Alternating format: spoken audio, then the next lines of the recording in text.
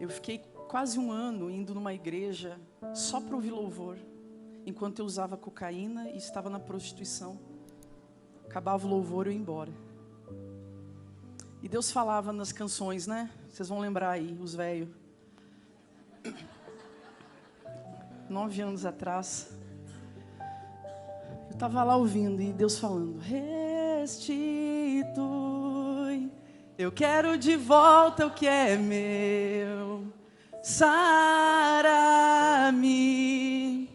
e põe teu azeite em minha dor.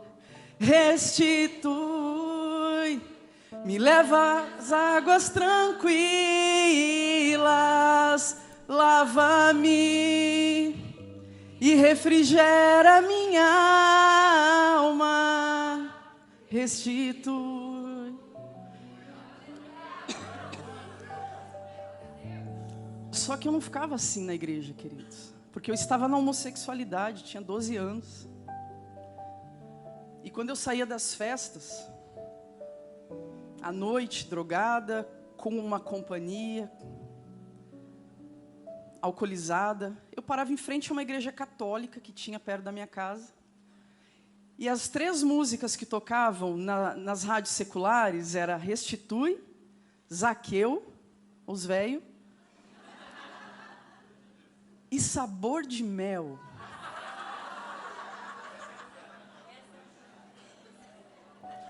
Gente, não duvide das estratégias de Deus, não.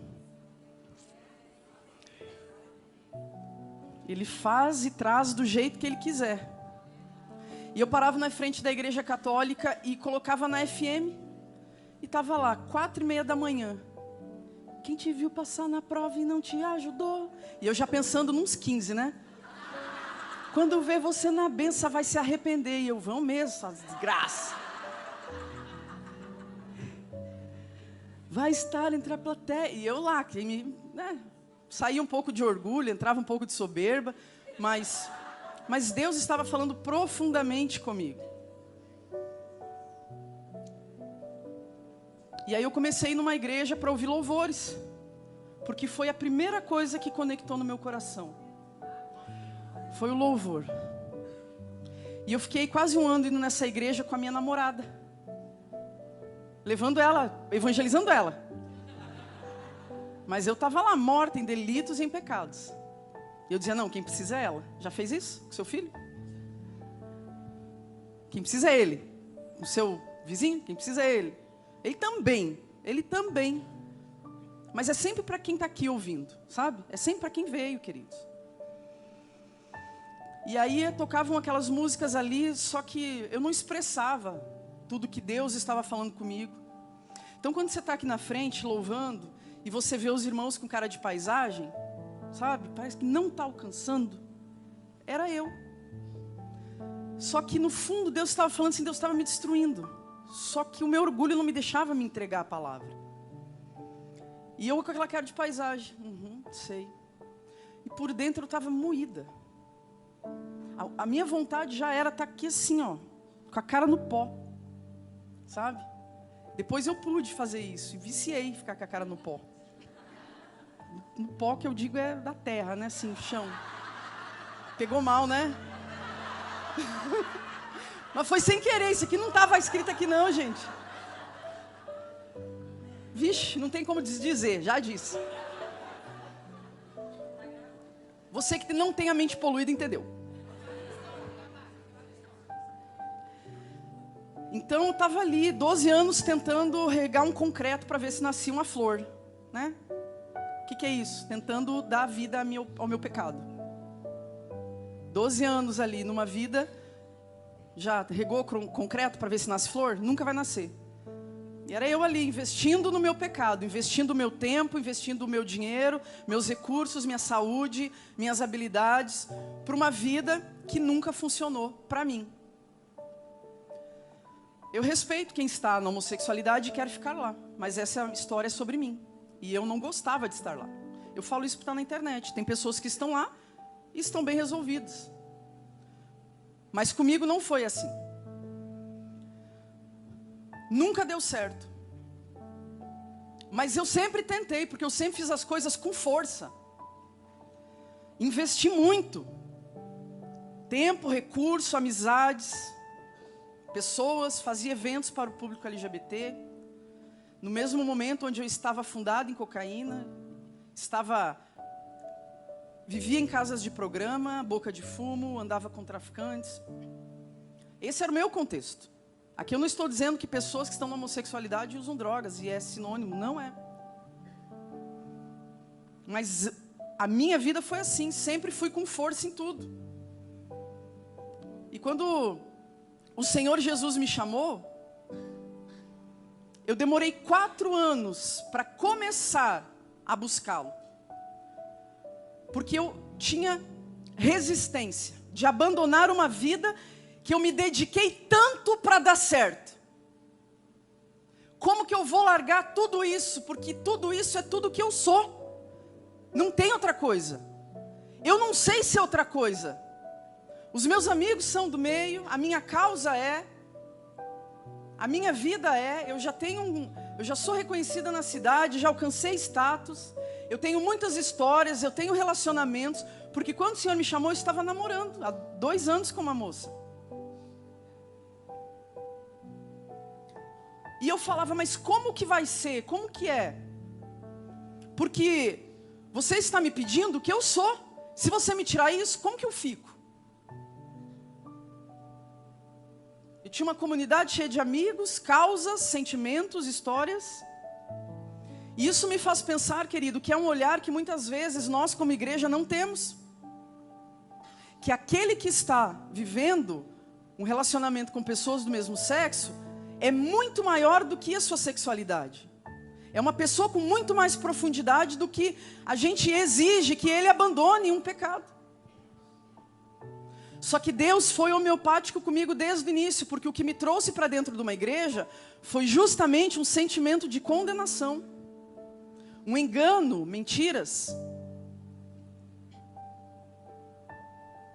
Deixa eu orar, que eu esqueci. Pai, obrigado, Senhor, por mais esse tempo na Tua presença, Deus. Obrigado por tudo que já recebemos da Késia, Senhor. Pela Sua filha amada. Obrigado, Deus, porque o Senhor é bom. E a Sua bondade nos conduz ao arrependimento. A Sua bondade não é a Sua condenação, é a Sua bondade.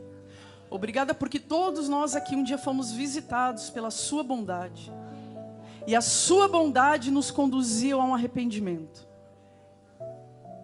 Quando Moisés pediu, ei, deixa eu ver a Sua glória, o Senhor disse, farei passar diante de você a minha bondade. A glória de Deus é manifesta na bondade de Deus. Pai, nós agradecemos por tudo que o Senhor já fez nessa conferência de mulheres. E nós pedimos humildemente, fale conosco mais uma vez, Senhor. Em nome de Jesus. Fique à vontade, Espírito Santo de Deus. Amém, Deus. Amém, queridos. A palavra de Deus é assim, João 8:32. Começar do começo, né?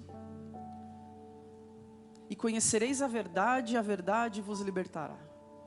A gente sempre ouve isso. Mas você já pensou nessa frase ao contrário? Conhecereis a verdade. E essa palavra conhecer quer dizer ser íntimo. Se misturar, se relacionar. Se relacione com a verdade. A verdade fará você livre. Mas e o contrário? O que a palavra de Deus está dizendo? Da mesma forma, se relacione com a mentira. E a mentira vos escravizará. Se me relacionar com a verdade, que é Jesus, me liberta, me relacionar com a mentira me aprisiona. E foi assim que eu vivi até os 30 anos de vida, aprisionada em enganos, sofismas, desejos, rebeldia diante de Deus. E nós temos um preconceito, queridos, com relação a desistir de alguma coisa. Você já viu isso? Poxa, mas eu investi tanto nisso, tanto nessa pessoa, investi tanto nesse negócio. E parece que existe um preconceito dentro de nós da desistência de alguma coisa que não está dando certo. Um preconceito de desistir em algo que você já investiu tanto para que funcionasse. E assim foi comigo. Eu fiquei ali mais 4 anos quando o Senhor me chamou. Porque havia dentro de mim esse preconceito de desistência. Como que eu vou concordar que a minha vida, que o meu investimento, que todo o esforço até hoje não deu certo e vou recalcular a rota com 30 anos?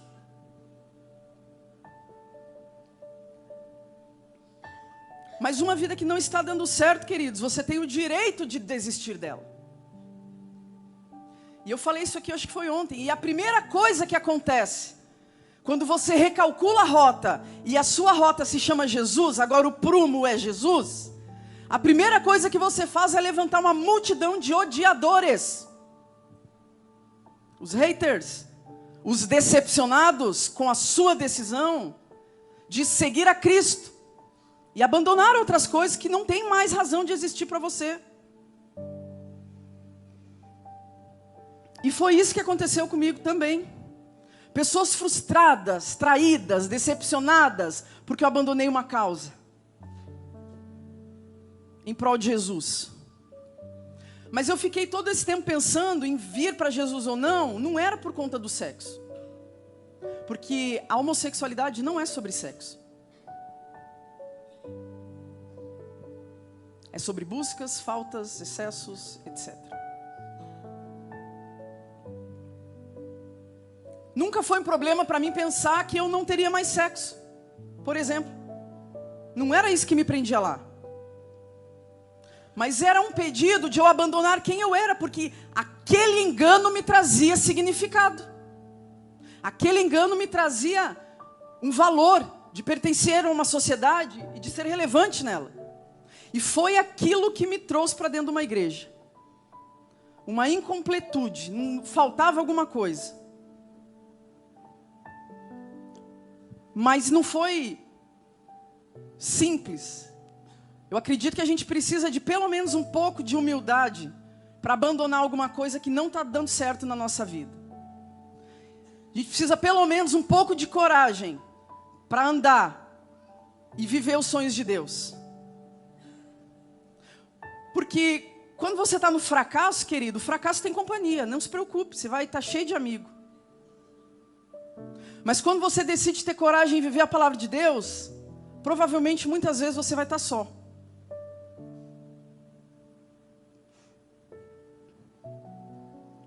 Mas quanto tempo a gente leva para perceber que numa vida de mentiras não há propósito? Mas eu fiquei 30 anos acreditando que tinha propósito na mentira. Até que, na semana do meu aniversário, o Senhor Jesus me evangelizou. Ele me evangelizou. Porque muitas vezes a gente não vai. Ou quando a gente vai, a gente usa o método de evangelização à base da condenação. Já ouviu isso? Se você não mudar, fogo eterno. Já ouviu? Se você não mudar, o evangelismo é sobre boas notícias. Não é? Se não é uma boa notícia que você tem para dar para o ser humano, cala a boca. Boa notícia, o evangelho é sobre Jesus. O evangelismo é sobre Jesus. Mas nós temos uma obsessão em falar do pecado, queridos. E aqui eu não estou dizendo que não é. Eu estou dizendo que nós temos uma boa notícia muito melhor para apresentar para qualquer pessoa do que a condenação, do que o pecado. Jesus é mais eficiente. Você entende isso?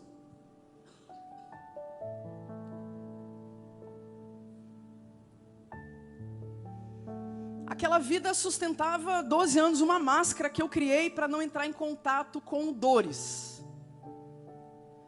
Era uma fugitiva de dores emocionais.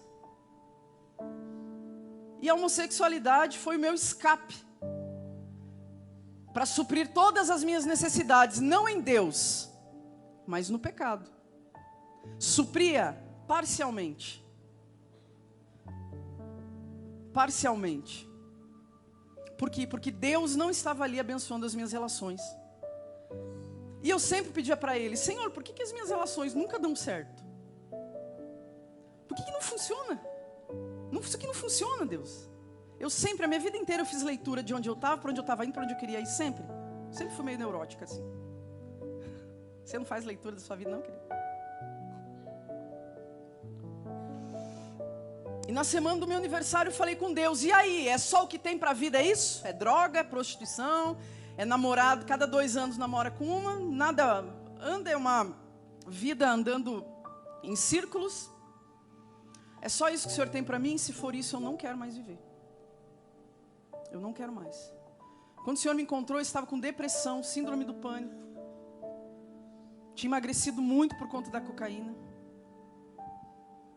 Porque aonde eu entendia que havia alegria, felicidade, contentamento, eu ia com força. É na prostituição, então vai. É nas drogas, então vai. É no ativismo, então vai. E assim eu fui. Todos os convites que Satanás me fez, eu fui. Não recusei nenhum. E aí chegou um lugar que eu não tinha mais para onde ir, exceto a morte. Que surgiu o convite há 10 anos atrás.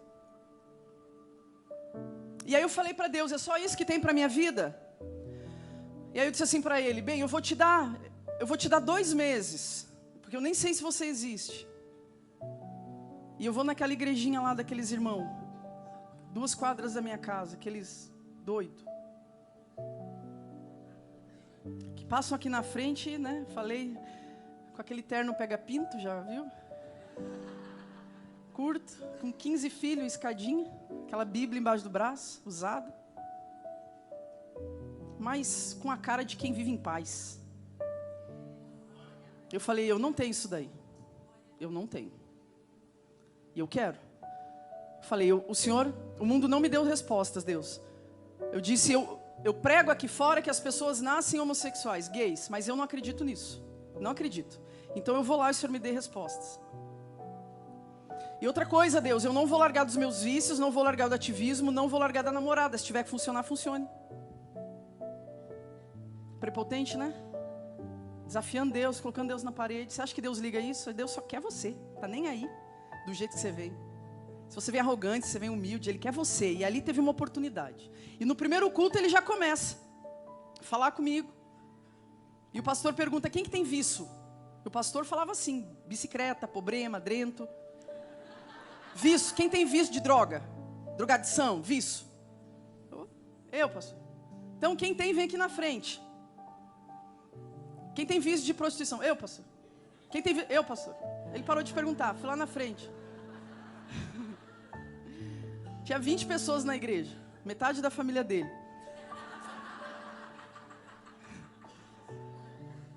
Aí ele falou, né, coloque aqui num cesto, o que você tem? Aí eu tinha uma carteira de cigarro no bolso, porque eu saía 5 vezes do culto para fumar.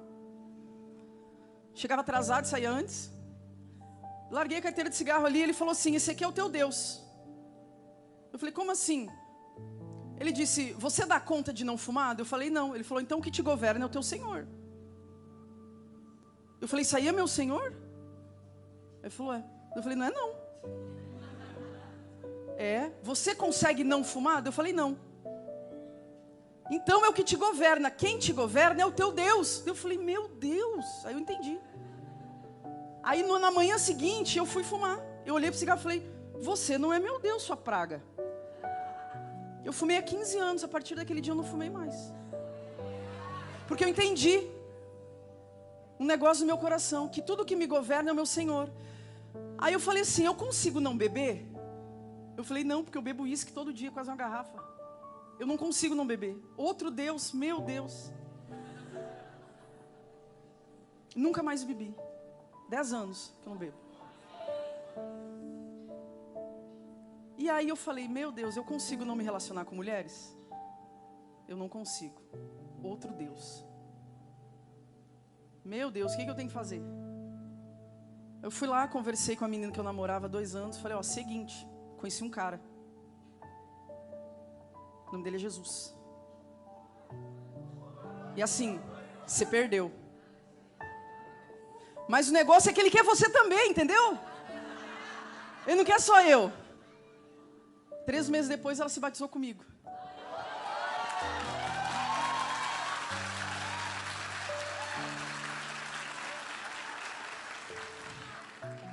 Mas aquela vida que eu vivia, queridos, e quando eu entro numa igreja, com estereótipo masculino, com a cabeça raspada, com seios escondidos, com estereótipo de homem, como eu vivia a maior parte do tempo, e com aquele ar de bem resolvida, superior, eu dou conta de mim, bem resolvida, eu sei quem eu sou, empoderada, etc. Né? Esse pataquado aí. Eu entro na igreja assim, mas no fundo uma pessoa extremamente ferida. Extremamente ferida, cheia de dores. Que encontrava refúgio no pecado para não lidar com as dores que precisavam ser trabalhadas. Emoções que precisavam ser trabalhadas.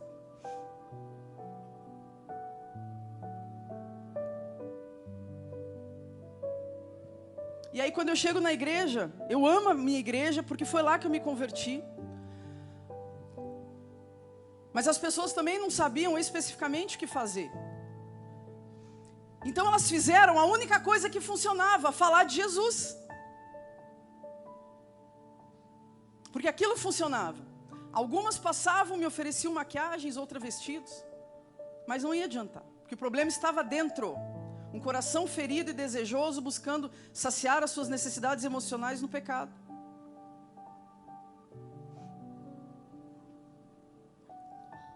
E aí, um dia lá na igreja, durante esses 2 meses, chegou a irmãzinha do coque. Do manto, conhece? Já passou pela sua vida. Sempre tem. Só que a minha história, queridos, ela não começou na adolescência, ela começou no ventre. Aonde meu pai diz, é um garoto, porque eu quero um garoto, e vai ser.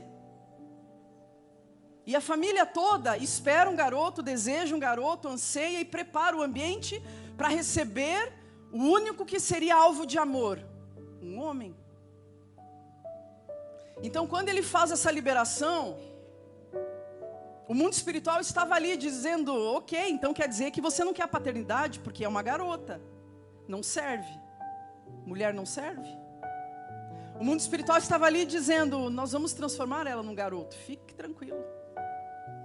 Você não quer a paternidade? Satanás queria. E assim foi a minha infância inteira, cresci como um garoto, jogando bola na rua, não porque menina não pode jogar bola, mas eu cresci junto com os garotos da rua. E comecei a rejeitar em mim aquilo que foi rejeitado pelos meus pais, a minha feminilidade.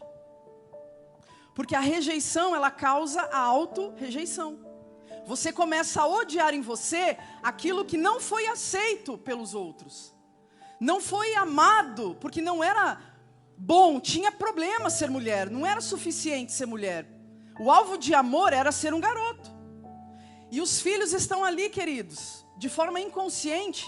Eu fiz isso, tentando me colocar no lugar daquele que seria um objeto de amor, que receberia amor, um garoto. E de forma inconsciente eu fiz isso durante a minha infância inteira. Até que aos 10 anos de idade, eu começo a trabalhar fora. Falei para Maria hoje, né? A gente estava conversando.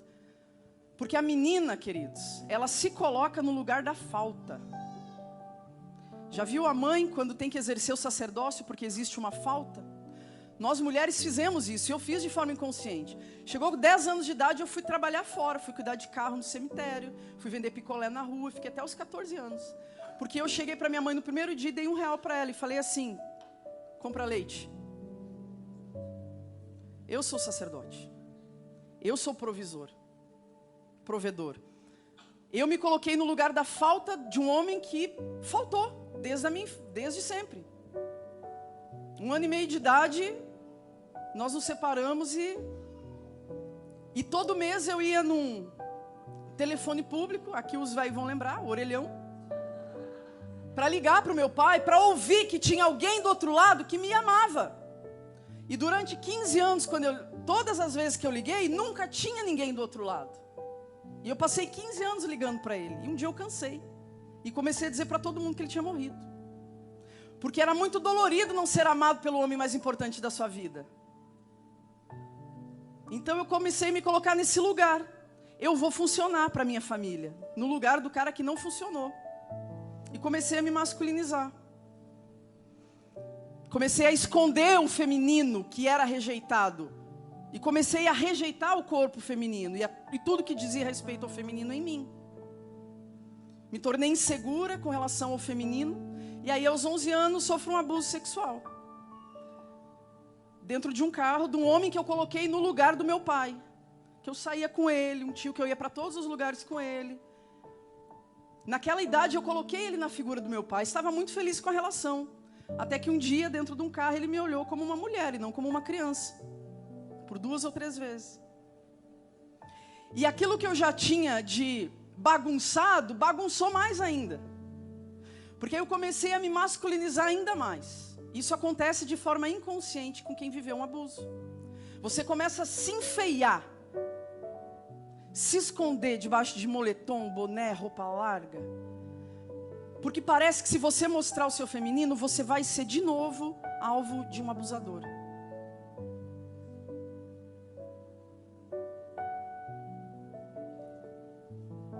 E aí, com 17 anos, eu começo meu relacionamento com a primeira menina, que era a minha amiga, que é uma amiga minha até hoje.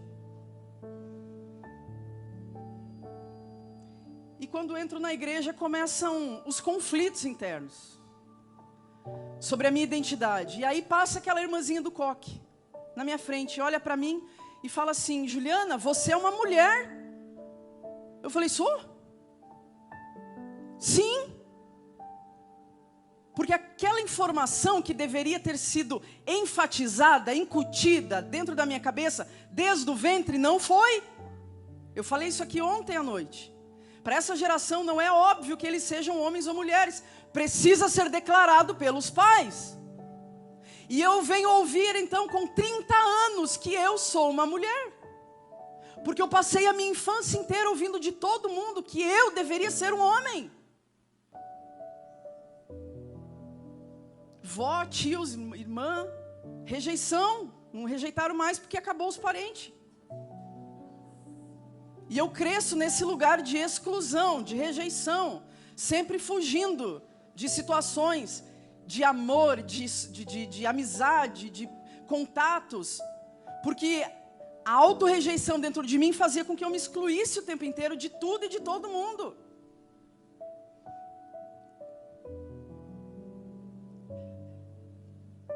E aí eu chego na igreja, a irmãzinha olha para mim e fala assim: você é uma mulher.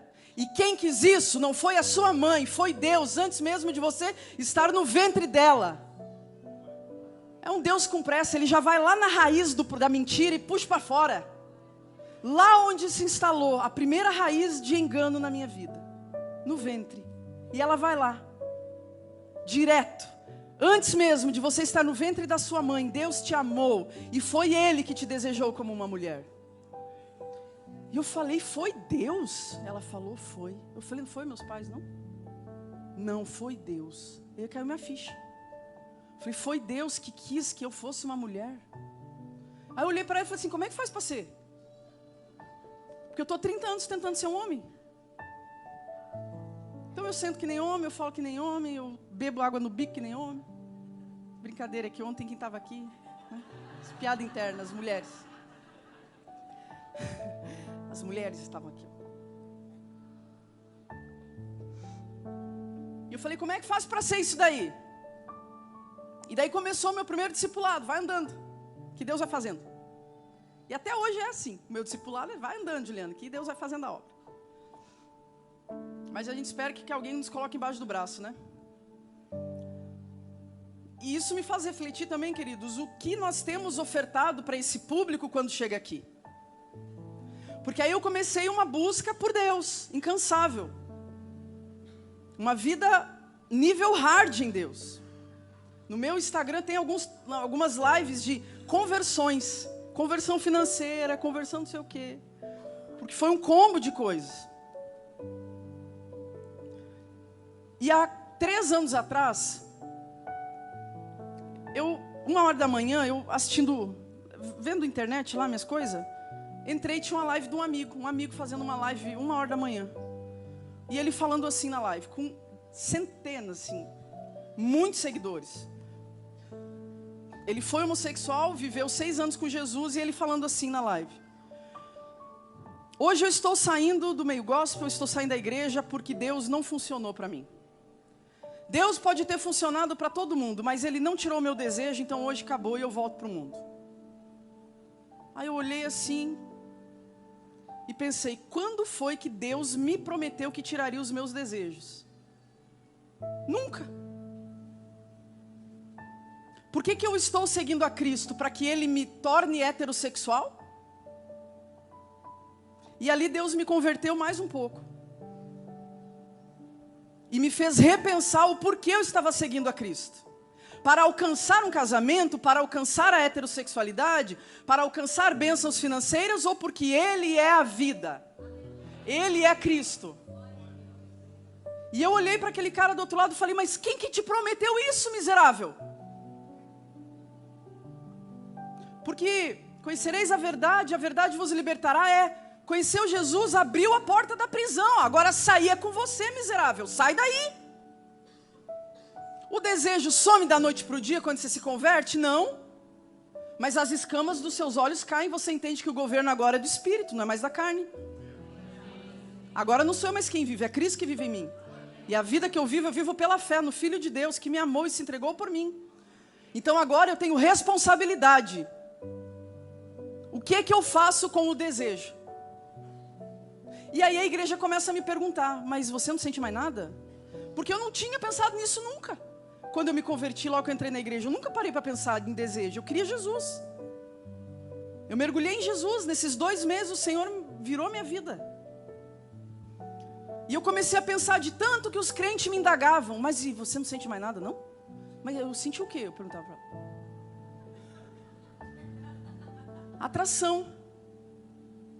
Sei lá. Eu nunca tinha parado. Até que um dia eu fui ministrar para 400 pastores em Curitiba. E um demoniado levanta a mão. E fala assim, posso fazer uma pergunta, irmã? Eu pode, eu no meio da ministração. A irmã tem desejo? E eu não tinha resposta para aquilo ainda até aquele dia. Aí minha cabeça embaralhou. Eu falei, se eu falar que não tenho, é mentira. Não posso. Se eu falar que tenho, tudo que eu falar a partir de agora vai ser descredibilizado. Porque a gente acha que quem está aqui em cima não tem luta. Né, Kézia? A gente acha que quem está aqui em cima não tem luta na área sexual, não tem luta na área financeira. É semideus, já está quase indo para o céu, já virou anjo. A gente não entende que a gente está em crescimento, administrando os nossos desejos e nos santificando. Porque esse aqui é o aperfeiçoamento dos santos. A hora que estiver perfeito, Deus carrega. E aí, eu falei assim para ele, tenho. E faça o que quiser com essa informação. Porque eu não sabia o que falar. Entendeu? Na hora. Aí eu falei, tenho. Porque é o crédito que a gente tem medo de perder diante dos homens. Por isso que quem luta na igreja com pecados sexuais não abre. É o medo de perder esse lugar de ser visto como o santo, a santa, o poderoso. Como se não tivesse luta. Então a gente fica silenciado com medo de perder o crédito, mas também não é restaurado, não é ajudado. Porque ninguém acessa. E aí Deus me fez refletir, o que você está buscando em mim há 3 anos atrás? E eu falei, estou buscando a heterossexualidade, Deus. Porque eu não sei, eu acho que é isso, né? E aí Deus me falou, o seu problema e o de todo pecador sexual é o mesmo. E não é o pecado sexual. O problema é que você está no centro. Tudo gira em torno de você, porque antes você vivia lá fora buscando os seus desejos, suprir os seus desejos. Agora você se converteu, você continua buscando coisas só para você, em benefício próprio. Qual que é a diferença? Quando que eu vou entrar na sua vida, só para entender? Porque continua sendo tudo sobre você, Juliana. Quando vai ser eu antes de você? Quando vai ser eu primeiro? E o problema de todo pecado é esse, que a gente está no centro. A gente tem que entender, queridos, tem muitas pessoas aqui dentro que estão com uma vida temente a Deus, e lutam contra desejos. Não praticam os seus desejos, porque não obedecem os seus desejos. Entenderam que o governo é do Espírito Santo, não é mais da carne. A carne vai estar ali o tempo inteiro te chamando para você voltar a um lugar de condenação. Que é um ambiente familiar para você. Porque eu vivi até os 30 anos nesse ambiente. E ali começa uma luta do espírito militando contra a carne.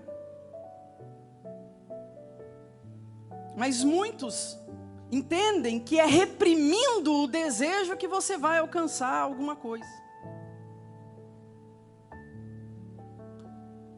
Ah, não é para reprimir não? Então, Juliana, adianta? Falei isso hoje de manhã. Quem estava aqui? Foi bom, né? Estou cansado até agora. Não é reprimindo o desejo, é trazendo ele para a sala. Tem isso aqui, é isso aqui que eu tenho. Porque quando você reprime, você fica ali 2, 3 meses dando conta de reprimir pornografia, masturbação. Chega uma hora que você explode de novo, que não adianta ir lá tirar um fruto. Ele está sendo regado pela raiz, que vai fazer ele brotar de novo na próxima estação.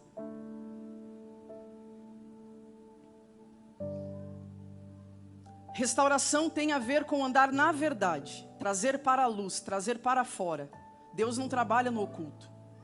Quem trabalha no oculto é o diabo. Saber que você tem um desejo, que ele não te governa, ele está aqui diante de mim, ele não é uma sombra, ele está aqui. O que eu faço com ele? Agora, eu acredito também, e é isso que tem acontecido comigo nesses últimos anos, que tratando muitas questões emocionais,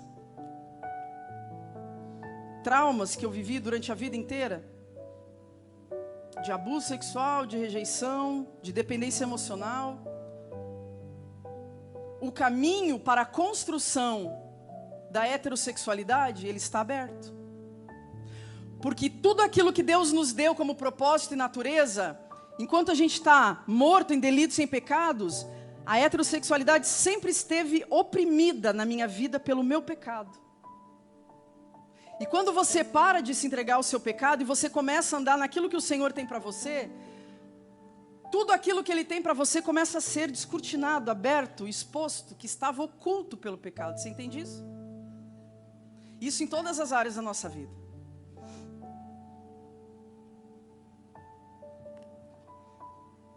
Então, quando a gente fala em igreja, queridos, e esse relacionamento com pessoas que vivem hoje e têm atração pelo mesmo sexo e chegam na igreja, permita que essas pessoas pertençam antes de você despejar meia dúzia de versículos condenatórios. Permita que Deus trabalhe na vida delas antes de você condená-las a algum lugar que não cabe a você, o lugar que ela vai. E quando você fica tentado a ir num podcast famoso e dizer que alguém vai para o fogo eterno, você faça 2 perguntas para você. Fui eu que fiz esse ser? Não. E segundo, fui eu que morri por ele? Não. Então, quando a gente fica tentado a condenar qualquer pessoa por qualquer coisa, pense isso. Não fomos nós. O único e justo juiz se chama Cristo. E nós não temos capacidade de colocar ou tirar alguém do céu. Não cabe a nós. Permita que as pessoas pertençam e acreditem em Deus antes de você pedir uma mudança de comportamento.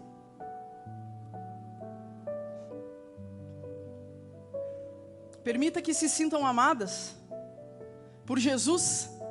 Encorajem a conhecer Jesus e enfrentar as suas dores, seus traumas ou seu comportamento. Mas permita que conheçam Jesus. Alguém que luta com qualquer que seja o tipo de desejo, queridos, crescerá muito mais emocionalmente numa comunidade acolhedora do que numa comunidade crítica e julgadora. Há muitos anos nós colocamos na conta do diabo o desejo homossexual. É demônio, já ouviu? Ouvi tem 2 dias numa igreja. 2 dias.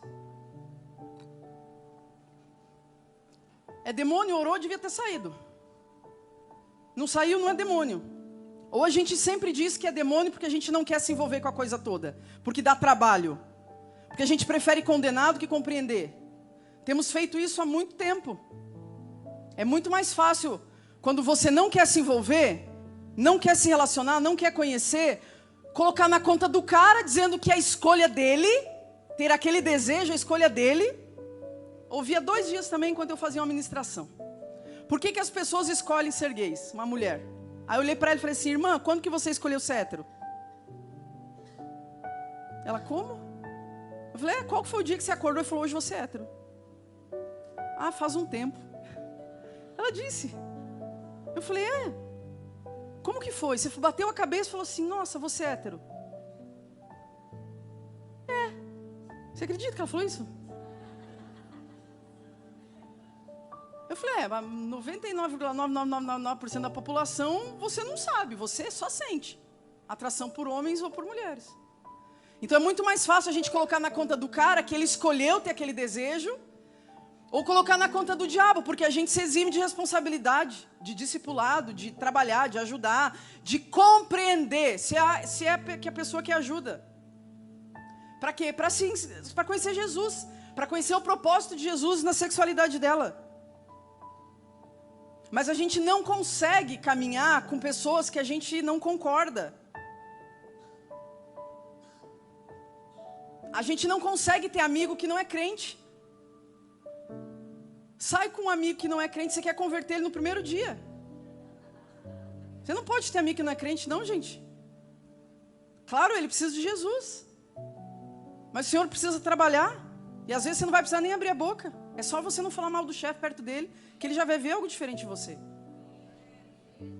Fala, por que você é o único que não fala mal do fulano? Fala, porque é minha autoridade, como é que eu vou falar mal dele? Não dá. A gente precisa ter muito mais consciência do poder de Deus na vida das pessoas, queridos, do que do poder do pecado. Quanto mais consciência nós temos de Jesus, menos a gente precisa entender que Ele vai precisar lidar com desejo. A palavra de Deus diz que o perfeito amor lança fora...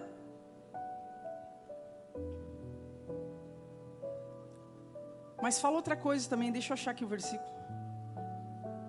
1 Coríntios 13, 10. Quando vier o que é perfeito, então o que é em parte será aniquilado.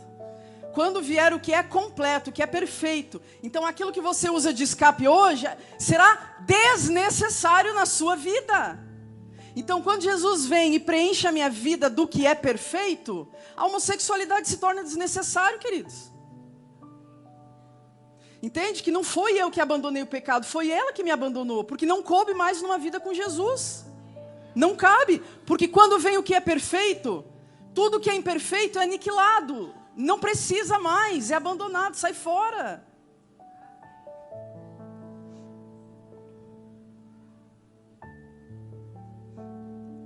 E aí em Romanos 2,4 vai dizer, né?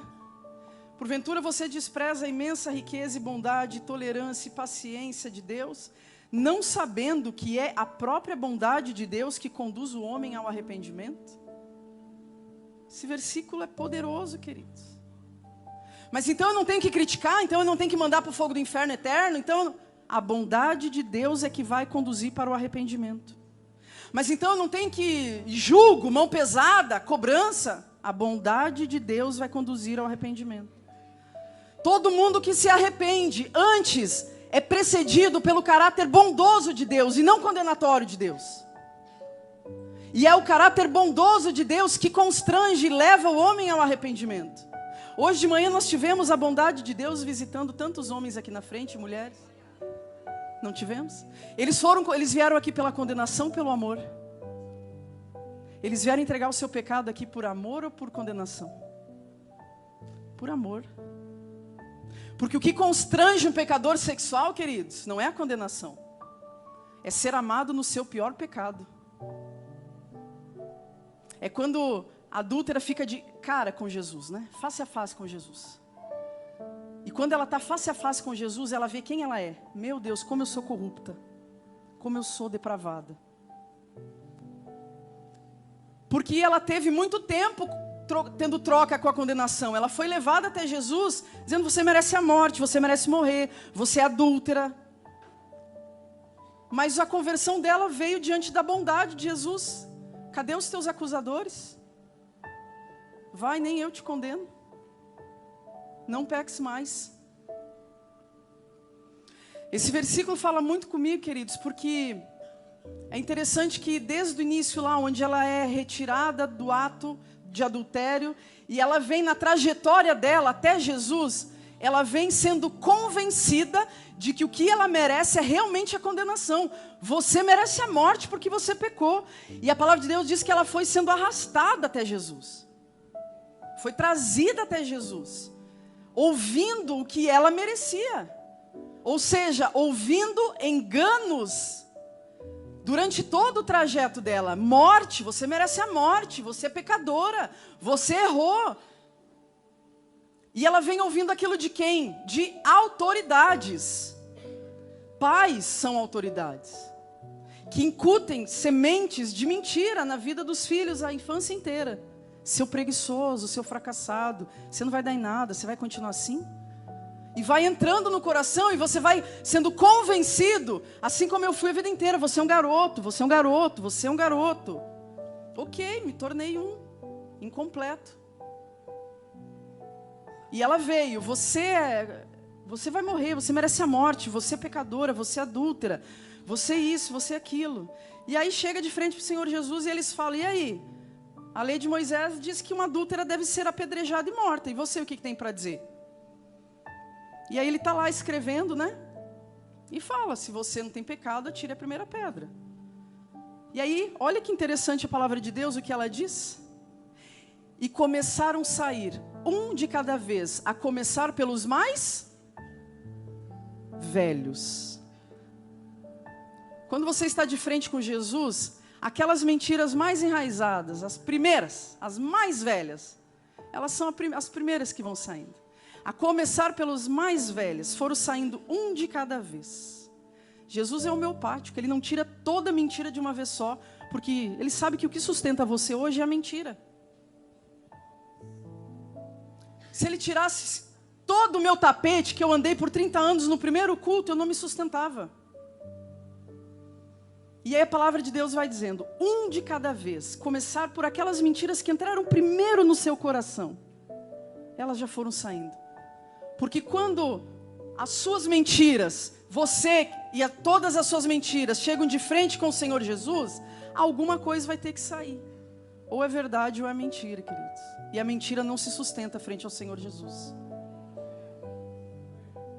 Agora, adianta só arrancar as ervas daninhas de um jardim para nascer flor, ou você também tem que plantar sementes? Então não adianta também você só entender todo o seu passado de tralha, que pode ter te levado até ali. Porque o jardim não nasce arrancando as ervas daninhas, mas plantando sementes.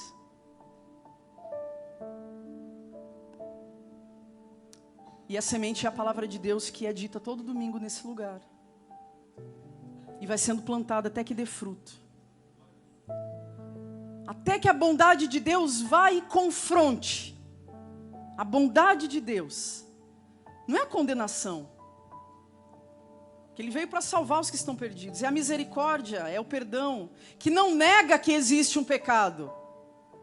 A bondade de Deus não nega que existe um pecado, mas ela oferta o amor completo. Quando vier o que é perfeito, o que é incompleto será aniquilado. A bondade dele fala: tudo que você está procurando ali, na pornografia, na masturbação, na prostituição, se aonde está em mim, Cristo Jesus. E tudo que é incompleto se torna desnecessário. Não tem constrangimento maior para um pecador sexual ser abraçado e saber que é amado no seu engano, no seu pecado e no seu pior. É constrangedor, queridos. E comigo foi isso que aconteceu. Eu conheci o amor e a bondade do Senhor Jesus e me converti pela bondade do Senhor Jesus, pelo amor dele.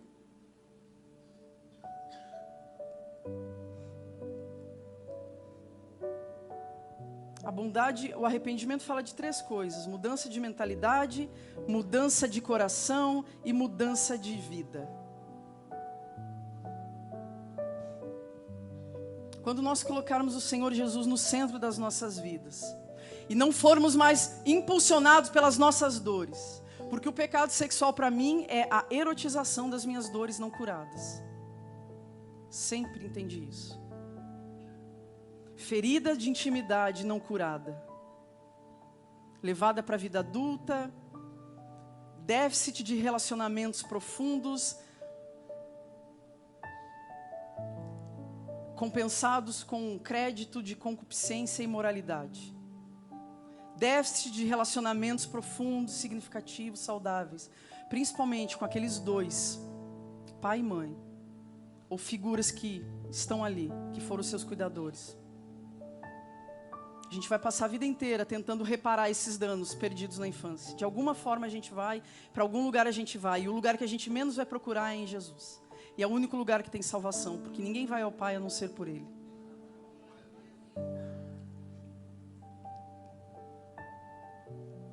Amém, queridos? Tinha um versículo aqui que eu queria ler. Perdi. Paulo falou, né?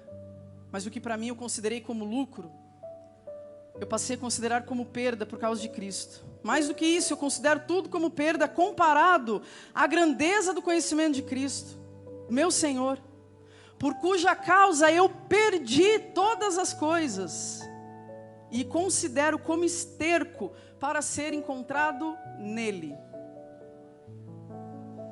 Quando o Senhor Jesus fala para você morrer para você mesmo, é isso, queridos. É não se preservar em andar com Ele. Vai fundo. Vai com força. Com a mesma força que você foi no pecado. Não preserva você não. Vai com força no Senhor Jesus. Vai acreditando. Não esmorece no meio do caminho.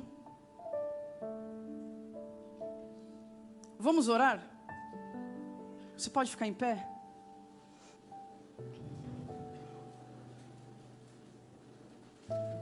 Já fomos muito abençoados esse final de semana, você não concorda, querido?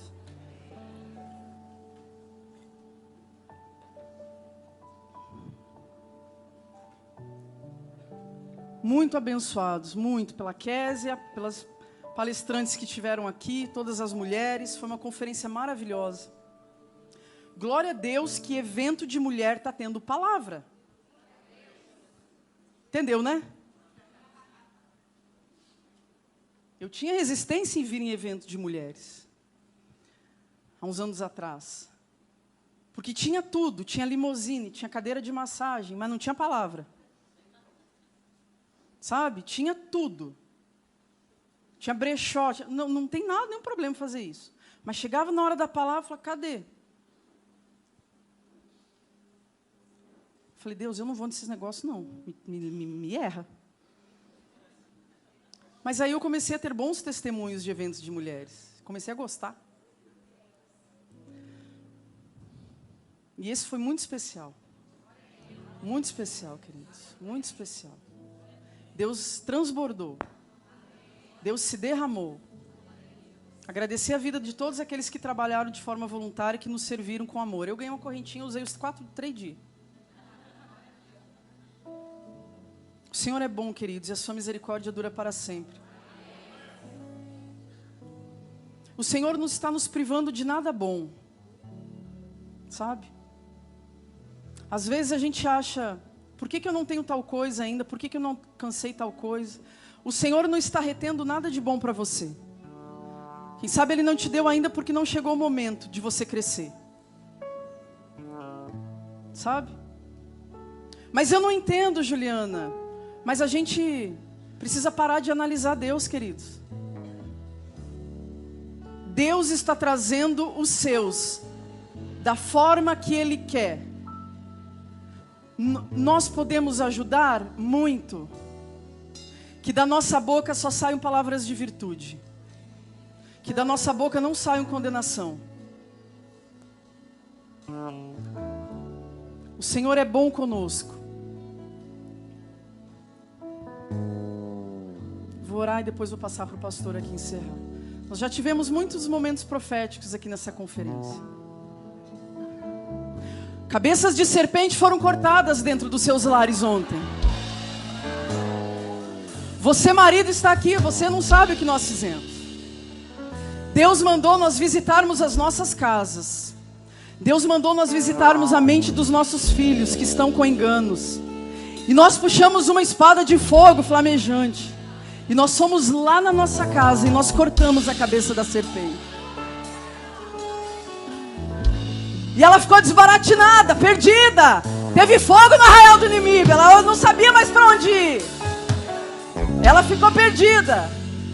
Porque Satanás já é derrotado. Ele só se levanta para cair. Ele já é derrotado pelo Rei dos Reis, pelo Senhor dos Senhores. Jesus, Jesus. Tem alguém aqui nessa noite, queridos, que gostaria de entregar sua vida para Jesus? Só fazer assim, ó. Ah, Juliano, o que é entregar sua vida para Jesus? É convidar Ele para morar aqui dentro. É falar assim: ei Jesus, eu não quero mais ser só. Eu não quero mais ser só eu por mim. Eu creio que o Senhor pode fazer na minha vida como o Senhor fez na vida da Juliana, da Késia. Vem morar aqui dentro, Senhor Jesus. Alguém quer que o Senhor Jesus venha morar aqui dentro? Só faz assim, vem aqui na frente.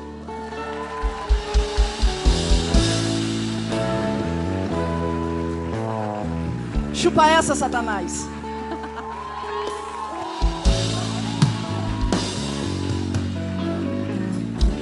Tem mais aí? Tem mais gente aí? Você está vendo alguém do seu lado com a mão levantada? Traga essa pessoa aqui. O Senhor Jesus quer. Chega de você andar sozinho, está me ouvindo? Chega, Ele está falando: ei, deixa eu fazer parte da sua vida. Deixa eu te mostrar um novo e vivo caminho. Você não precisa andar sozinho. Eu tenho uma vida, e uma vida em abundância para você. Não, Juliana, mas eu estou no pecado. Mas Jesus é maior do que isso. Jesus é muito maior. Chupa essa 2 vezes. Mas eu estou com uma namorada também. Eu estou com um namorado. Eu estou em adultério.